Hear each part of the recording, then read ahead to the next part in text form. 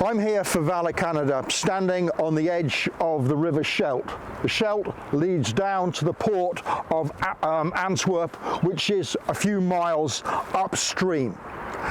The key thing about this area is that in 1944, Antwerp was captured by the 11th Armoured Division. Following the collapse of the Nazi forces in the Falaise Pocket, they swan up. Basically, Guards capture Brussels, 11th Armoured Division captures Antwerp. It's superb. The port facilities are intact. The problem is, we don't actually have both banks of the River Scheldt. There are Nazis here, there are gun batteries, therefore the port is unusable. So why don't we use some other ports? Surely we've captured some. We have. We've captured Cherbourg, the Americans get that. Port facilities destroyed. Canadians capture Calais and Boulogne, port facilities destroyed. Dunkirk refuses to surrender, we can't use the port, and now we can't use this one. What does that mean for logistics? Well, what it means is this. This is a jerry can. Imagine it's full of fuel. We're going to supply our armies now on the Dutch-Belgian border so we can break out into the Reich. How far does this have to come? Well, the answer is 320 miles from the Mulberry harbours to get it up here. And then the lorries have to go back another 320 miles, a round trip of over 600 miles to deliver this, and they're using fuel.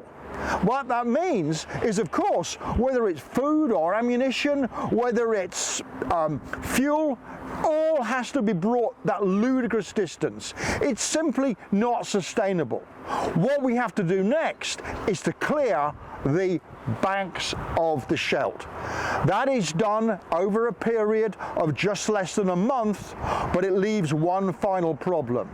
That is, right at the end of the Scheldt estuary is Walcheren Island, and it is not being cleared. That needs to be cleared to get rid of those gun batteries so the ships can make their way up to Antwerp and we can start supplying the armies efficiently. Right now I'm standing on what was called the slow dam, the causeway. Where is it? Well, the answer is, this map shows us very well. It's at the end of this peninsula, the Beveland Peninsula, and the Canadians were given the task, following the capture of Antwerp, to clear the entire peninsula and then head on to Walcheren Island. Why Walcheren Island? Well, the guns on the island basically close off the Scheldt. They clear it all the way up to the causeway here by the 31st of October. And then their task is to simply get across this area. Now, at the time, it's nothing more than a road and a railway and a slightly raised bank above the south and north slow river. That's it. It's 45 yards across, about 160 meters long. And they attempt first to use one company of the Canadian Black Watch to rush it.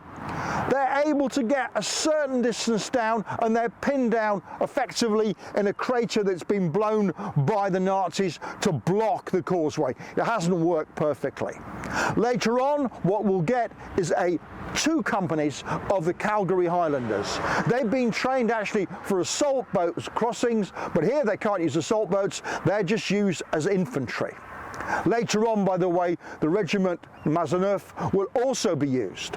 But you've got to imagine what the enemy are actually able to do. Well, just shoot straight down the causeway with, as we know, virtually no cover. Very importantly, they've got mortars, they've got machine guns. So what does that mean? Well, this tin here is a German machine gun tin. It contains over 1,000 bullets. One of those German machine guns, the MG42, could empty this tin in 60 seconds. Now, trying to go forward into that, you'll realize basically is not exactly suicidal, but it requires incredible courage to be able to push on. we can't be surprised that the attack fails with heavy casualties.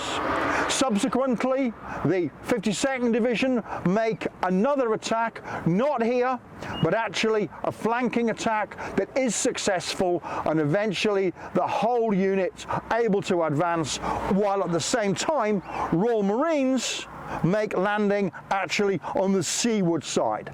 Ultimately, Nazi defence on Walcheren Island collapses. It's all over and the Scheldt is open. But this story is one of courage, it's one of endurance, and it's one of sacrifice to achieve something critical to winning the war. Opening the Scheldt estuary and getting Antwerp into action as a port to sustain the attack into the Nazi Reich.